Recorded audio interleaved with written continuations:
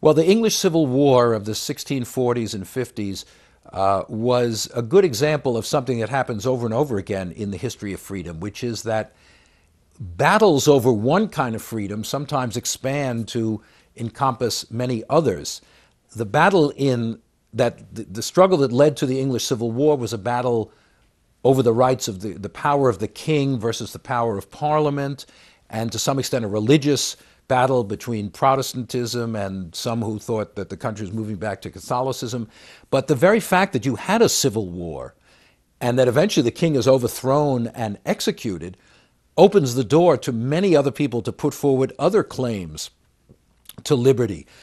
demands for freedom of expression, freedom of speech, which, as I said before, didn't really exist very strongly in England, demands for complete freedom of religion, demands for a expansion of the right to vote. At that time, you really needed to own a lot of property to vote, but people were now demanding, well, if we're throwing out the king and setting up a new government, why doesn't every adult male, women didn't vote then, but why doesn't every adult male get the right to vote? There were those who wanted a more equal distribution of property. In other words, the